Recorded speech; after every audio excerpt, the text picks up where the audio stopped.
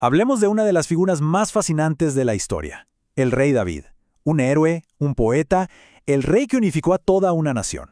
Pero, ¿y si les dijera que este gigante de la historia fue un completo fracaso en su propia casa? Esa es la paradoja que vamos a explorar hoy. Una historia increíble sobre liderazgo, familia y, sobre todo, el peso de nuestras acciones. Miren esto. Por un lado tenemos al ícono público, el que venció a gigantes, el unificador, el rey con mayúscula. Pero por el otro tenemos el fracaso privado, un padre negligente, pasivo. Es que son dos caras de la misma moneda. La pregunta es, ¿cómo es posible? ¿Cómo pueden convivir estos dos extremos en una sola persona? Bueno, justo ahí, en esa pregunta, es donde empieza toda la tragedia. Entonces vamos a meternos de lleno en la gran paradoja de David. A ver, piénsenlo un momento. La Biblia lo describe como un hombre conforme al corazón de Dios, o sea, el elegido, el líder que unificó a toda una nación. Y sin embargo, puertas para adentro, en su palacio, su familia era un auténtico desastre, una catástrofe. Y esa es precisamente la paradoja que vamos a intentar entender. Es que es increíble, ¿no? El tipo pudo enfrentar a un gigante, a Goliat, pero parecía completamente incapaz de confrontar un conflicto dentro de su propia casa. ¿Cómo puede ser? ¿Cómo el hombre que derribó un gigante no pudo poner orden en su familia? Para encontrar la respuesta tenemos que ir al principio, al punto de quiebre. Y ese punto de quiebre, esa sombra de la profecía, es clave. Porque el momento que de verdad marcó el destino de David y su familia no fue en un campo de batalla, no fue una gran victoria. No. Fue un fracaso moral, muy personal, que desató una tormenta de la que, la verdad, nunca lograron escapar. Y todo comienza aquí, con el adulterio con Betsabé y peor aún, el asesinato de su esposo Urías. A ver, seamos claros, esto no fue un desliz, un simple error, fue toda una red de lujuria, de engaño y de un asesinato a sangre fría para encubrirlo todo. Ese acto se convirtió literalmente en la semilla venenosa de la que iba a brotar todo el desastre familiar que vino después. Y claro, después de algo así, el profeta Natán lo confronta. Y le dice algo que hiela la sangre. La espada nunca se apartará de tu casa. Ojo, que esto no es solo una advertencia, es una sentencia, una profecía que, como vamos a ver, se cumplió de una forma aterradora, a través de sus propios hijos. Y así llegamos a la tragedia de la inacción. Porque claro, la profecía no tardó nada en empezar a cumplirse. La primera gran crisis en la familia de David nos va a mostrar cuál era su falla más profunda como padre. Una falla que lamentablemente se iba a repetir una y otra vez. Miren esta cadena de eventos, es terrible. Primero, el crimen. Su hijo Amnón abusa de su media hermana, Tamar, algo espantoso. Segundo, la reacción de David. Se enoja muchísimo. Pero ¿qué pasa después? Y aquí está el punto clave, el fracaso. David no hace absolutamente nada. Nada para castigar a Amnón, nada para buscar justicia para Tamar.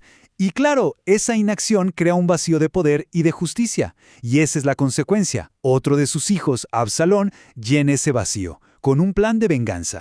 Y es que esa es la mayor debilidad de David como padre. No es que no quisiera a sus hijos, no era falta de amor. Era una pasividad que lo paralizaba, una incapacidad total para confrontar los pecados de sus hijos. Y ese silencio fue la gasolina que prendió el siguiente incendio familiar. Hay que entenderlo bien. Su pasividad fue una acción. Decidir no intervenir, en este caso, fue una decisión con consecuencias mortales. Y esto nos lleva directamente al hijo rebelde, porque si hay alguien que encarna toda esta tragedia, ese es Absalón. Su historia con David es probablemente el ejemplo más claro y más doloroso de lo rota que estaba esa relación. Miren esta línea de tiempo, es devastadora. En el año 0, Absalón asesina a su hermano Amnón y huye. 3 años después, David le permite volver a Jerusalén, pero no lo ve. Pasan 2 años más y recién en el año 5, David por fin acepta verlo cara a cara. Y 4 años después de eso, ¿qué pasa? Absalón lidera una guerra civil contra su propio padre. Son años y años de silencio, de distancia, de un resentimiento que va creciendo y creciendo hasta que todo explota de la peor manera posible. Y después de todo, después de la rebelión, la traición, la guerra, Absalón muere. Y las palabras de David son desgarradoras. Hijo mío Absalón, hijo mío Absalón, ¿quién me diera que muriera yo en tu lugar? Es que esto te rompe el corazón. Nos demuestra que a pesar de todo, el amor de padre seguía ahí intacto, pero fue un amor que trágicamente no supo cómo actuar, cómo manifestarse cuando más se necesitaba. Uno pensaría que después de algo tan terrible, las cosas cambiarían, pero no, porque esto no fue un hecho aislado, fue un patrón que se repitió durante toda su vida, un patrón de por vida. Es que incluso en sus años finales, ya casi en su lecho de muerte, la historia vuelve a repetirse. Otro de sus hijos, Adonías, intenta proclamarse rey. Es el mismo patrón de rebelión, la misma dinámica. Queda clarísimo que el problema de David era un estilo de crianza que consistía básicamente en evitar el conflicto a como diera lugar. Y hay un versículo en la Biblia que es como la autopsia perfecta de la paternidad de David. Sobre Adonías dice: su padre nunca lo había reprendido preguntándole, ¿por qué te comportas así? Es increíble. Una sola frase que lo resume todo. Una vida entera sin confrontar, sin preguntar, sin guiar. Ahí está el núcleo de todo el problema. Y si lo vemos así en una tabla, el patrón es, es innegable y escalofriante. Con Amnón, el conflicto fue el abuso de su hermana, y el resultado, asesinado por su hermano Absalón. Con Absalón, el conflicto fue el resentimiento y la ambición, y el resultado, lidera una guerra civil y muere. Con Adonías, el conflicto fue intentar usurpar el trono, y el resultado, ejecutado por orden de Salomón. No es una tragedia, es un ciclo que se repite. La pasividad de David siempre terminaba desatando la violencia y la muerte entre sus hijos. Entonces, llegamos a la lección final del rey. Después de todo esto, la pregunta sigue en el aire. ¿Por qué? ¿Por qué un hombre tan grande, un rey tan exitoso, fracasó de una forma tan espectacular en el área más importante de su vida? A ver, no hay una respuesta fácil, pero podemos barajar algunas ideas. ¿Por qué David fue un padre fallido? Tal vez su propia culpa por lo de Betsabé lo dejó paralizado, sin autoridad moral para corregir a sus hijos. O quizá estaba tan enfocado en el reino que se olvidó de manejar su propia casa. O una tercera opción, quizá la más humana de todas. Simplemente era un hombre que le tenía pánico al conflicto personal.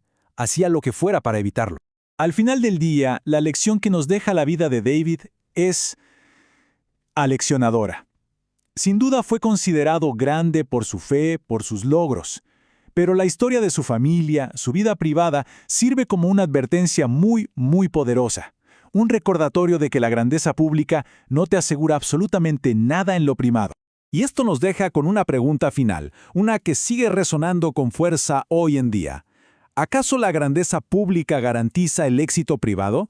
La historia de David parece decirnos que no, y nos obliga a pensar qué significa realmente el éxito, y nos recuerda una verdad un poco incómoda, que el liderazgo más importante, y muchas veces el más difícil de todos, es el que tenemos que ejercer en nuestra propia casa.